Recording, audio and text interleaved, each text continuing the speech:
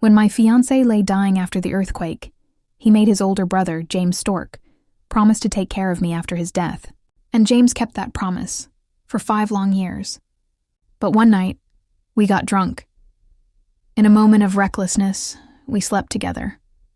That night left me with something more than regret. I was pregnant. I remembered the ring James kept hidden in the drawer. I assumed it was meant for me. Excited, I couldn't wait to tell him the news.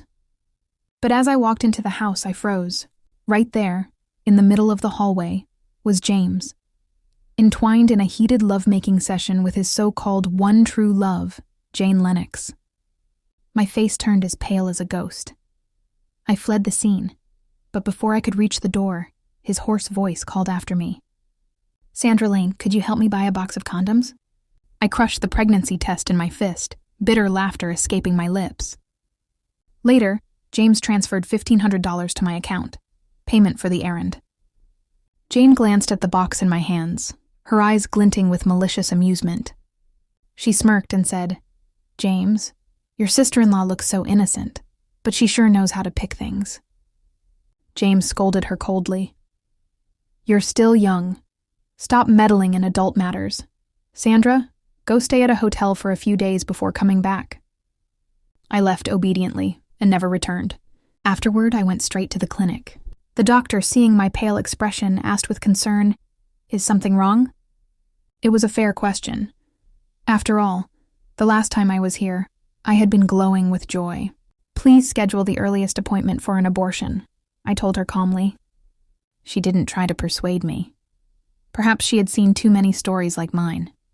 But when it was time to sign the consent form, she paused. "You'll need a family member's signature." I instinctively pulled out my phone and pressed a familiar speed dial.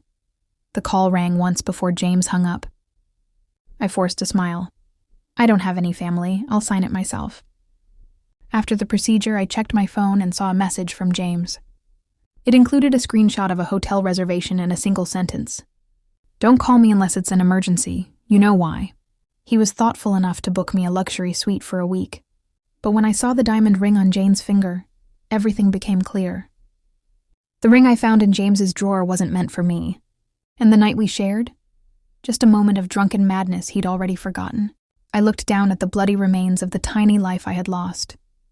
And in that moment, my heart turned to ash. The hotel was comfortable, as cozy as the room James had once prepared for me. But wrapped in the blanket, all I felt was bone-chilling cold. With trembling hands, I made a call. "Senior, you mentioned a medical aid team heading to Africa. Count me in." She sounded thrilled but cautious. "Sandra, didn't you say your brother-in-law wouldn't let you go? Did something happen?" "Just because you're angry, don't act on impulse," she warned. "If he finds out, he'll search everywhere for you." It was a reasonable concern. After that night with James, I had left without a word, too embarrassed to face him. When I disappeared, he searched the city, as if I were his most precious little sister. I thought I meant something to him. But I was wrong. Now, after just one night with Jane, he offered me a hotel room and asked me not to contact him. Once they married, there would be no place for me in that house. I couldn't bear to see their love unfold in front of me day after day. He agreed. I lied to my senior. "I can go." "All right, I'll add your name to the list and send you all the prep info soon." I booked a flight set for 7 days later, the same length as my hotel stay. I thought about what to pack, and realized I had nothing truly mine. After the earthquake, I had no home. Everything I owned came from James. He had paid for everything, and I'd never touched the inheritance my parents left me. So I repaid him. I kept a little and transferred the rest to the card he gave me. Once everything was settled, I fell into a deep, dreamless sleep. In my sleep, I felt the ground tremble. My phone rang multiple times, but I didn't wake. Then came the pounding on the door. "Sandra, open the door." Hearing James's anxious voice jolted me awake, and for a moment I didn't know where I was. I opened the door in a daze. When he saw that I was okay, relief washed over his face, only to be replaced by anger. "What's wrong with you? You ignored all my calls and messages. Are you trying to scare me for fun?" I picked up my phone and realized he had indeed called me multiple times. While I was sleeping, another earthquake had struck. Sorry, I was in a deep sleep. I didn't hear anything. I apologized.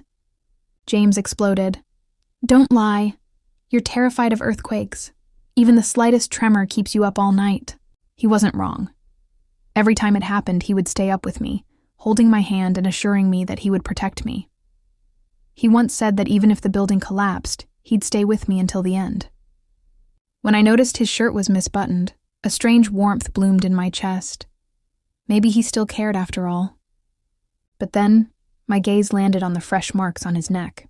I snapped back to reality. He didn't come for me out of love. He was only fulfilling his dying brother's last wish. I was nothing more than a burden, an orphan he had promised to take care of. I guess I was just too tired, I said calmly. Clearly, he didn't believe me. He stared at me intently before speaking coldly. Why is your face so pale? Are you faking this just to make me come here? I looked into his frustrated eyes. Back then, whenever an earthquake hit, he would gently pat my head and say, "Don't be afraid. I'm right here." Now, seeing my pale face only made him suspicious. I smiled weakly, though inside it felt like I was drowning in ice. Sorry for ruining your night, big brother. Go back and keep your girlfriend company. I hadn't called him big brother in a long time. The moment those words slipped from my mouth, James's expression changed. His lips pressed into a thin line, and his dark eyes flickered with emotions I couldn't decipher. You're coming back with me. If there are aftershocks, I'll feel better knowing you're safe with me and Jane, and it'll keep you from pulling another stunt like this, he said. I won't cause any trouble, you can go, I said flatly. His patience was wearing thin. Because you wouldn't answer your phone. I had to leave Jane alone. Can't you be a little more considerate? I had already aborted our child.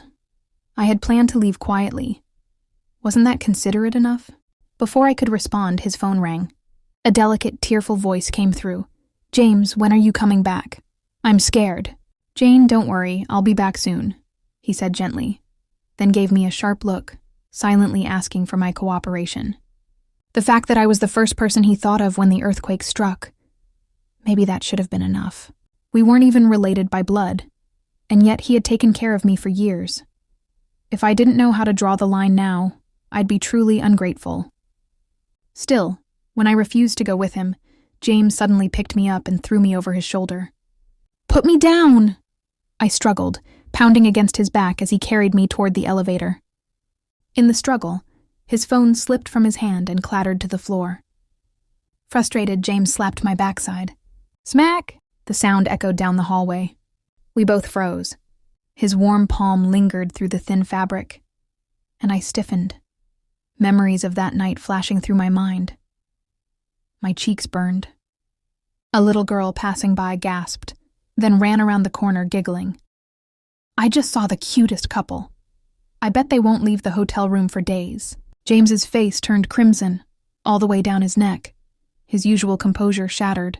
He immediately dropped me to the floor as if I were on fire. Look at the mess you've caused. This is a disaster. I should never have bothered with you. He picked up his phone and stormed off. I used all my strength to pull myself up using the elevator doors. The moment they began to close, I collapsed. He was the one who dragged me here. He was the one who crossed the line. And now he was embarrassed? What about me? What about the baby? As the weight of it all hit me, I felt a sudden rush of blood between my legs. My vision blurred. Darkness took over. The young woman who had seen everything screamed toward the hallway. Hey, your girlfriend just fainted. I forced my eyes open, catching a blurry glimpse of the elevator numbers steadily dropping. The count stopped at the first floor and stayed there. The girl from earlier rushed over and helped me up. When she saw the pool of blood beneath me, her expression turned furious. What's wrong with him? Did your boyfriend seriously leave you like this? I managed a bitter smile. You've got it wrong. He's not my boyfriend. But she didn't believe me. She assumed we had argued and broken up. With her help, I tried to walk back to my room, but after just a few steps, everything went black. I collapsed completely. When I opened my eyes again, all I saw was white. The familiar scent of disinfectant told me I was in a hospital. Are you awake? A nurse asked, leaning over me. After checking my vitals and confirming I was stable, she sighed and began complaining. "What's with your emergency contact?" I called him several times, and every time, he hung up. "You're lucky. The girl who brought you here paid your medical expenses." I reached for my phone and checked my call history. No doubt about it, James was truly angry this time. But I felt no urge to explain or make peace with him. In fact, I was relieved that he hadn't answered. Otherwise, I wouldn't have been able to hide the truth. That I had miscarried. I stayed in the hospital for a few more days before returning to the hotel to collect my things. But when I arrived, I was told James had already checked me out. One of the staff members handed me my luggage with an apologetic smile, though amusement flickered in their eyes. As I turned to leave, I overheard their gossip, loud and clear. She must have fallen out of favor. Obviously, Mr. Stork is engaged. There's no room for a sister-in-law now. I thought she'd win him over after all these years. Turns out, love won in the end. In the hotel lobby, a news broadcast played on the screen. James Stork and Fiancee Jane announce engagement. Ceremony set for tomorrow. I pretended I didn't hear a thing. I stepped outside, flagged a cab, and asked to be taken to the airport. As the cab drove on, the city blurred past the window. I closed my eyes in exhaustion, but the drive felt far too long. When I opened my eyes, I realized something was wrong. Panic surged. In the rearview mirror, I caught the driver's gaze. He wore a mask. His eyes were cold, snake-like. I tried to stay calm, discreetly reaching for my phone. But he noticed. A cruel smile curled on his lips. Then he slammed the brakes. "It's too late now," he said with a sneer. He got out, flung the door open, and pressed a damp cloth over my nose and mouth. I thrashed, but my strength faded fast. My vision swam. Just before I blacked out, he grabbed my phone. "Trying to get help?" he mocked. "Let's make a bet. If he answers your call, I'll let you go. If he doesn't, well..." He unlocked my phone with my fingerprint and dialed the top contact. James. I already knew how this would end. The first call went to voicemail. The second was declined, but on the third try, James finally picked up. I tried to cry for help, but my voice was barely a whisper. James's voice, however, was anything but soft. "Sandra, you should know your place. My brother is dead, and to me, you're nothing but a stranger. Stop trying to drag me back into your life." His furious words echoed in my ears, blending with the kidnapper's laughter. They stabbed straight through me, cold and merciless. The car stopped at an abandoned factory. The man dragged me out and threw me onto the hard, cold ground. I groaned in pain, barely able to move. Then a pair of high heels appeared in my blurred vision. Before I could make out her face, she kicked me. Hard, twice. Stars exploded behind my eyes. "Sandra, you're shameless," she hissed. "James sees you as a little sister, and here you are, trying to ruin him." I knew that voice. Jane. She was the one I saw that night with James. The one who had always looked at me with thinly veiled hostility. Now she stood above me, phone in hand, fury in her eyes. "Did you leak this photo?" she demanded. "If I hadn't caught it in time, if James hadn't handled it, you would have ruined everything." She held out the phone so I could see the image. One glance, and I finally understood why James had spoken to me with such hate. The photo showed James walking away, leaving me lying helpless on the ground. A caption was attached. "Almighty netizens, please help expose this scumbag. His girlfriend just had a miscarriage, and when he couldn't get his way, he dumped her violently." I swallowed the metallic taste of blood in my mouth and tried to speak. "You've misunderstood." "Misunderstood?" Jane snapped. "Don't think I don't know what you're trying to do. You heard James is getting engaged to me, and now you're panicking." She sneered, her voice dripping with contempt. "You're a virgin, but still so shameless. You even faked a miscarriage just to play the victim? How low can you go?" As if James's humiliation and betrayal weren't enough, Jane had kidnapped me and now stood here, throwing venomous words in my face. Did they both think I was that easy to bully? Summoning what little strength I had left, I shoved her foot off my face. Caught off guard, she stumbled and fell. Furious, she raised her hand, ready to slap me, but then paused. Her expression changed. A strange, sinister smile spread across her face. "Sandra, as a woman, I know you like James," she said coldly. "Let's see just how important you are to him." Dread crept into my chest. Before I could react, Jane slapped herself. Hard. Twice. Red marks bloomed across her cheeks. Then in front of me, she slid off her engagement ring and forced it onto my finger. I stared at her in horror as she scratched deep marks into her own arms, leaving trails of blood. Then she ordered the masked man to tie her up. She looked at me with tears running down her face and whimpered, "Sandra, why did you bring me here just to kidnap and humiliate me?" Right then, the door burst open. A figure stepped into the room, light behind him, casting his features into shadow. But I knew instantly. James. Relief and anguish swirled in my chest. "James," I called out weakly. But he didn't look at me. He ran straight to Jane, untying her, holding her protectively in his arms.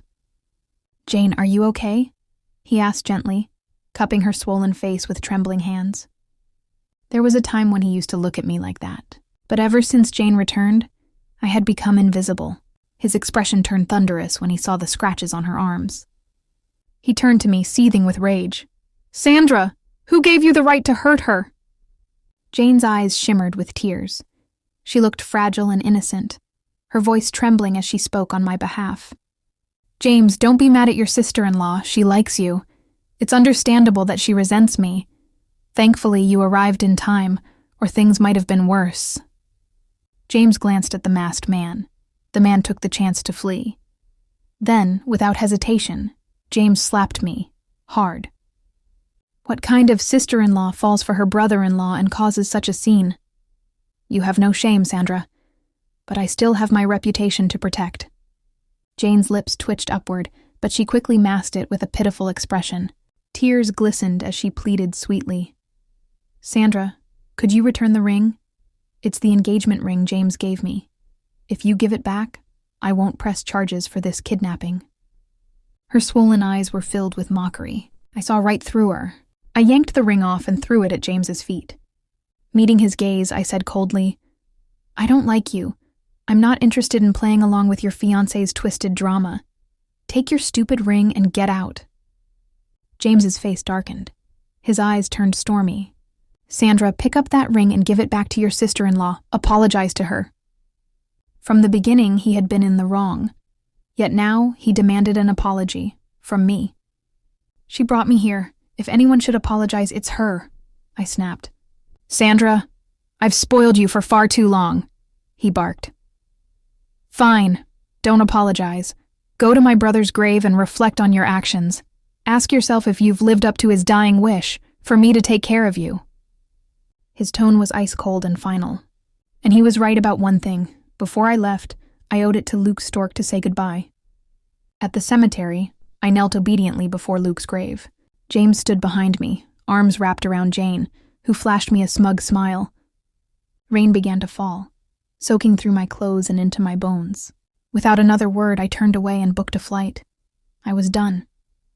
As the plane prepared for takeoff, I searched my bag for my medical documents, only to realize they were missing. They had my prenatal checkup records, and the report of my miscarriage. Just then my phone rang. "James." I hesitated, then answered. "Sandra, tell me the truth. Who's the man that got you pregnant?" His roar echoed through the plane cabin, humiliating me in front of dozens of passengers. It seemed I had left my medical documents in his car. "Sandra Lane, I'm talking to you. Get back here immediately and bring that wretched man with you. I want to see who has the nerve to get you pregnant right under my nose." The bitter irony made me chuckle softly. He wanted to meet the man responsible for my pregnancy. The flight attendant glanced at me, politely reminding me to turn off my phone. James must have overheard because his voice suddenly grew more frantic. "Sandra, are you on a plane? Where are you going?" I didn't know why, but for a brief second I thought I heard something unusual. Panic. "Sandra, answer me. Who is this man? Did you leave with him?" He sounded like a crazed uncle catching someone in the act of adultery. Dramatic and over the top. It was almost comical, if it weren't so painful. Did he really forget everything that happened between us? Or was he, like Jane, just a very convincing actor? I was tempted to throw every truth in his face, but in the end, I swallowed it all down. I answered calmly, no comment. He fell silent for a second. Then came his furious breathing. You're not a child anymore. Haven't you learned to have any self-respect? It doesn't matter if you won't tell me. I'll find out who he is. And when I do, I'll make sure he pays for what he did. A bitter laugh escaped my lips. With a soft voice, I replied, James, thank you for taking care of me for the past 5 years. I bid you goodbye. There was silence on the other end. I hung up and blocked his number. The plane began accelerating down the runway, and with it, I felt the weight of the past begin to lift. When I landed, my senior was already waiting at the airport. Sandra, didn't you say your brother-in-law approved this trip to Africa? She asked, clearly worried. He's been calling me non-stop. I didn't tell him your location, but it's only a matter of time before he finds out your flight details. He could already be on his way here. I pushed my luggage forward. I don't feel guilty, I said honestly. James only cares because he thinks I humiliated the Stork family by betraying his brother. But Luke had been gone for 5 years. And that childhood engagement? It was never even legally binding. I no longer had any real connection to the Stork family. Don't worry about him, I added with conviction. He has his engagement party tomorrow. There's no way he'd come all this way just for me. The quiet sadness behind my words made my senior frown. Sandra, are you really here because you're heartbroken? So I wasn't as good at hiding my feelings as I thought. Everyone could see it, except James. Even after everything, after that night we shared, he still treated me like nothing had happened, like I was just his little sister. I straightened up and smiled. I'm not heartbroken. It's good that he finally found his true love. Otherwise, people would have kept teasing him about turning his sister-in-law into his wife. Now that he's getting married, it's better for me to step away. Staying with the Stork family any longer would be inappropriate. She sighed and pulled me into a quiet, comforting hug. Later that night, after the welcome banquet, I lay in bed scrolling through my phone. Only then did I realize James had gone completely off the rails. He'd actually rushed to the airport and demanded the airline turn the plane around. It wasn't even the first time. Just a month ago, he had done the same thing. He stopped my flight, searched every terminal, and finally found me. He did everything he could to cheer me up, and even made me promise never to leave without telling him again. After 5 years of being so close, I thought maybe, just maybe, my feelings weren't entirely one-sided. Especially when I found out I was pregnant. I thought it was fate. I thought I was finally going to be part of the Stork family, but it was all just wishful thinking. What I didn't know, though, was that while I tried to let go, James had already started losing his mind, desperately searching for the man he believed I had run away with.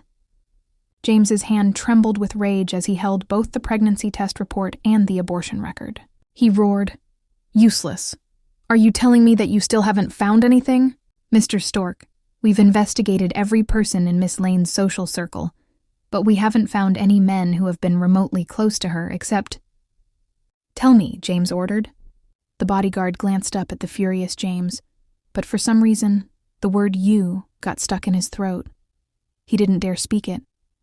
James, already frustrated with the bodyguard's hesitation, kicked him impatiently. "What's there to hesitate about? Just say it," he yelled.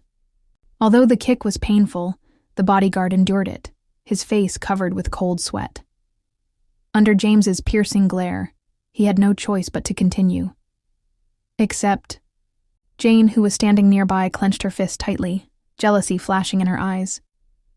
James might not understand, but Jane, as a woman, had already figured it out.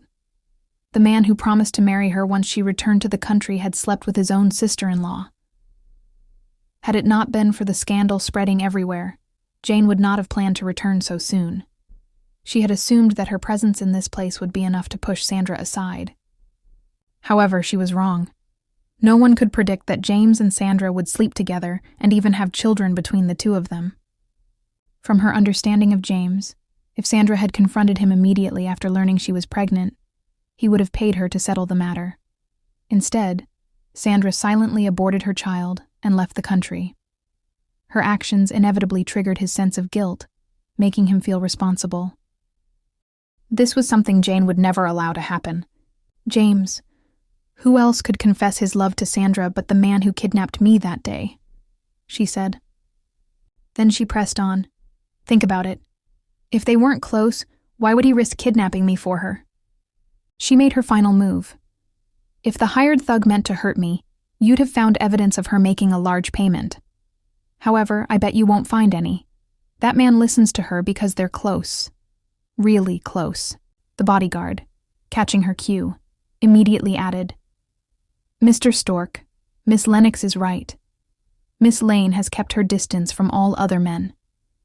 Even those who tried to pursue her, she would respectfully keep her distance and never let them get too close. James's face turned dark as he remembered the man who fled the scene that day, smelling of cigarettes. Sandra, the woman he had protected and cherished, would never choose that kind of man. There was only one possibility left. The man had violated her, and Sandra had used her pregnancy as leverage to have him kidnap Jane. Just the thought of another man laying his hands on Sandra and humiliating her made a wave of uncontrollable fury rise within James. Blinded by rage, he swept everything off the desk, sending the papers crashing to the floor. Search every inch of this city and find that man for me. Once you find him, keep him under watch until I return to handle it myself, James hollered. Make sure to check if there have been any large transactions on Sandra's card, he ordered. The bodyguard, relieved to escape, quickly set off to investigate. However, what they discovered was not a large expense on the card. Instead, there had been a significant deposit added. When James saw it, he realized that Sandra had fled to Africa alone. Immediately, he felt a weight lift off his shoulders. He grabbed his ID card and passport and prepared to head to the airport. Seeing the flight details on his phone, Jane forced out a sweet smile and coiled her body around his tightly. James, Sandra is still a young woman and inexperienced. You shouldn't be angry with her, she said. Even though she tried to provoke him with her words, he had no reaction. Instead, he became annoyed and pushed her away. It's already so late. Is this really the time for this? He snapped. The disgust was clearly visible in his eyes, turning her flirtatious gaze into shock. Her face turned pale. Cancel the engagement party for tomorrow. We'll deal with it after I bring Sandra back, he declared. Although Jane didn't want James to go to Africa to find Sandra, she didn't know what to say to him. So, she said, let me go with you. Sandra is a young woman. I think there might be things she will not be comfortable discussing with you. I can help you talk to her. After thinking for a moment, James finally agreed. When I woke up, my senior took me to get a local SIM card and then helped me familiarize myself with the hospital environment. The wards were crowded with patients, and the hospital, severely understaffed, was overwhelmed with work. I followed my senior, moving from one ward to another. Seeing my pale face from exhaustion, my senior, understanding that I was new and tired, kindly suggested that I take a break. Just as I was catching my breath, a woman came running toward me, her face full of panic. From what I could gather, there was a patient in critical condition. Without thinking, I followed her. However, as soon as I entered the room, I felt a sharp pain at the back of my neck. A cold liquid was injected into me. As a result, my leg went weak, and I collapsed to the floor. Through the daze, I thought I saw the masked man who had kidnapped me before. When I regained consciousness, I was horrified to find myself stripped bare, with a man looming over me. I knew him. He was the same masked man from before. In his hand, he was holding a camera, ready to take my picture. I felt so ashamed and angry. I tried to push him away, but my body was too weak to summon any strength. I also noticed that my body bore the marks of intimacy. The man sneered and shoved the photos in my face, then said, Sandra, do you think James will still cherish you after seeing these lewd pictures? This is so funny. That man was so smart, but he didn't realize the child you lost was his. His words, mixed with the madness in his eyes, sent chills down my spine. What nonsense are you talking about? You'd better delete those photos and let me go, or my senior will notice I'm missing and call the police, I retorted. However, the man only laughed hysterically. You're on the verge of death, yet you're still dreaming someone will save you? He taunted. I used all my strength to try to climb off the bed and escape, but all I managed to do was tumble to the floor. He snapped the photos right in front of me with one click. Then, with a sinister grin, He began pouring gasoline all over the room. With the flick of his lighter, the fire began to spread. "It's a good thing to have company on the road to the afterlife," he said. The thick smoke filled my lungs, making it hard to call out for help. Just as despair overwhelmed me and I shut my eyes, the door burst open. The man, seeing who had arrived, let out a sigh of regret and drove a knife into his own chest. Warm blood splattered onto me as I was pulled into a familiar embrace. "Sandra, I'm sorry, I'm late." Hearing the rapid beat of his heart, I finally lost consciousness. My lungs were filled with smoke. In the endless darkness, I thought I heard James's frantic voice calling out to me. "Sandra! Sandra! Sandra!" Each call sounded like a cry of anguish. It was so much like when he had begged Luke to stay alive and not close his eyes when they were trapped under the rubble. So is this it? Am I going to die? I wondered. Memories from the past flashed uncontrollably through my mind. Scenes of James taking care of me intertwined with his angry shouts. Even when he looked at me, his eyes always seemed full of disdain. So when I opened my eyes and saw the unshaven, deeply emotional James staring at me, I thought I was shamelessly imagining things again. "Sandra, you're awake," he said. Even his voice sounded as gentle as before. It carried a tenderness I had only ever imagined. I closed my eyes and opened them again. I kept telling myself repeatedly that it was just a dream and I needed to wake up. "Sandra, are you feeling uncomfortable anywhere?" "I'll call the doctor right away," he said. The doctor who rushed over was my senior. She checked me over and breathed a huge sigh of relief. "Sandra, it's a good thing James got here in time. If he'd been even a second later, even my foggy brain could understand that if he had been any later, I would have been dead." Every part of my body ached with a burning pain. Each breath felt like agony in my lungs. When James saw my body drenched in cold sweat from the pain, he looked helpless. "Sandra, tell me where it hurts. In the past, when I was injured and needed over a dozen stitches, James had acted the same way, wishing he could take my place. His actions left me confused. Shouldn't he despise and hate me? Just the thought of lying naked with that disgusting man made me feel sick. What's worse, I had witnessed that man send all of our indecent photos directly to James's email. I sucked in a deep breath as I closed my eyes. "Big brother, thank you for saving my life," I said.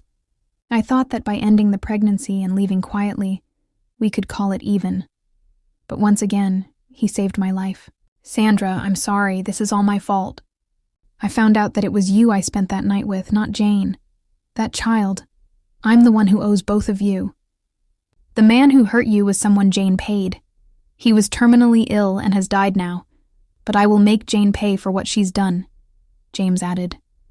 When he mentioned the child, tears spilled uncontrollably from my eyes. After nearly 2 months, he finally realized it was me.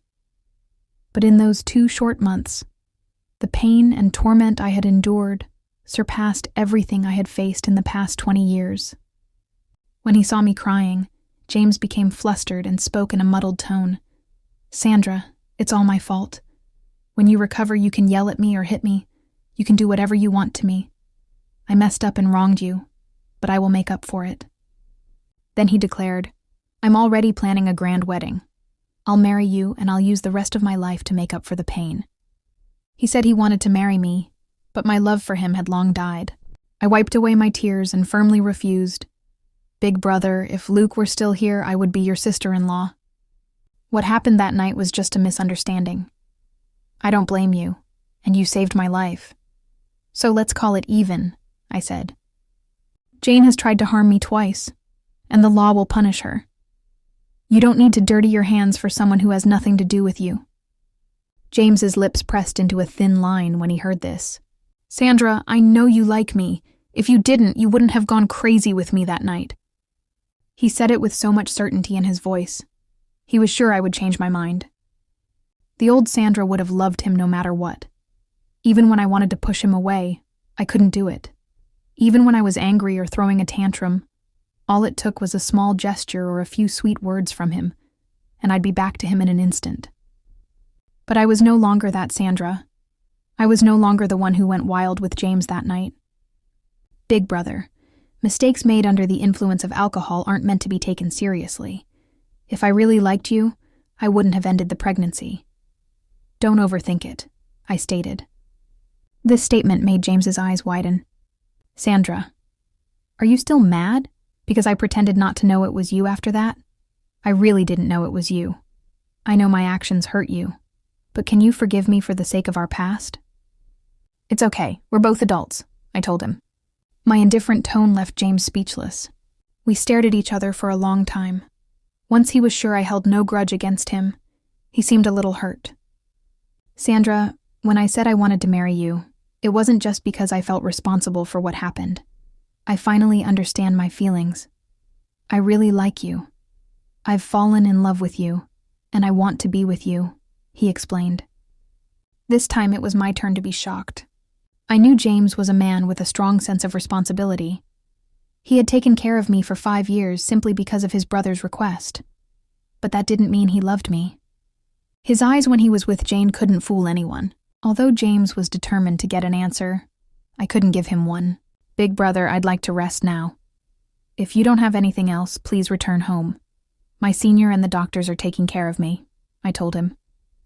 Sandra, didn't you always hate calling me big brother? Can't you call me like you used to? He asked.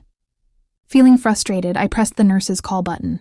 No matter what reasons or attempts my senior gave James, he still refused to leave me alone. So he sat by my bedside silently all day long, taking good care of me. However, due to the lack of proper medical resources, my burn wounds began showing signs of infection, which led to a high fever. My declining health prompted James to bring me back to our country. This decision caused a huge uproar. No one expected James to cancel his engagement party with Jane and fly to Africa to bring me back home. On top of that, he even announced that he wanted to take me as his wife. The people who once mocked me for falling out of favor fell silent. However, none of this brought me any pleasure. James even neglected his large company to personally tend to my everyday needs.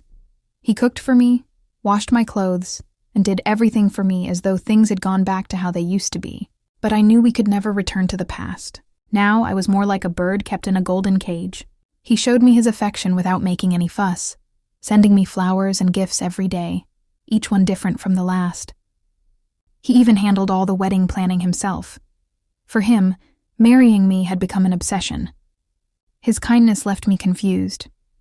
I couldn't tell if he was trying to make up for past mistakes or if he truly loved me. But if he truly loved me, shouldn't he respect my choices? He spent a fortune treating my scars, making them almost invisible. But you could never revive a dead heart.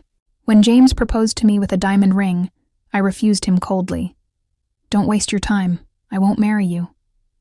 He was confused. Haven't I been good enough to you? Why can't you see my sincerity? If I didn't love you, why would I face all this criticism just to marry you? He asked. His sudden declaration of love couldn't stir even the slightest ripple in my heart. James, I told you before that we're even now. Our night together was just a fling. Why are you taking it so seriously? I asked. Sandra, do you really feel nothing for me? He stared into my eyes, afraid to miss even the smallest flicker of emotion. But my face remained unchanged as I told him, no, nothing. His hand, which was holding the ring, fell weakly to his side. Is it because of the child? If the child were still here, would you still love me? If that reason will help you let go, then let's say it was because of the child, I said calmly. He left with the ring, and for several days he didn't show up before me. When his bodyguard called me for help, I was in the middle of packing to leave again. Madam, Mr. Stork is drunk and causing a scene at the bar. We can't stop him. Can you come and talk to him? Don't call me that. If you all can't handle him, what makes you think I can? If it's really that bad, call the police, I told them. The bodyguard pleaded with me, and I could hear the sound of smashing objects in the background. I checked the time and eventually decided to go to the bar. James and another drunk man were fighting, both of them covered in bruises. When I arrived, everyone in the bar turned to look at me. Ignoring their amused glances, I grabbed James's arm as he threw a punch. Have you had enough? I asked. With his eyes red, James complained. Sandra, he insulted you. I have to tear his mouth apart. It turned out James had gotten angry because someone accused me of using underhanded means to climb the social ladder. Yet what they said wasn't entirely wrong. If it hadn't been for that reckless night and the child, He would probably be happily engaged to Jane right now. Under my gaze, James eventually stopped. I took him to the hospital, where he exaggerated every little pain, trying to gain my sympathy. In the past, just seeing him frown would make my heart ache.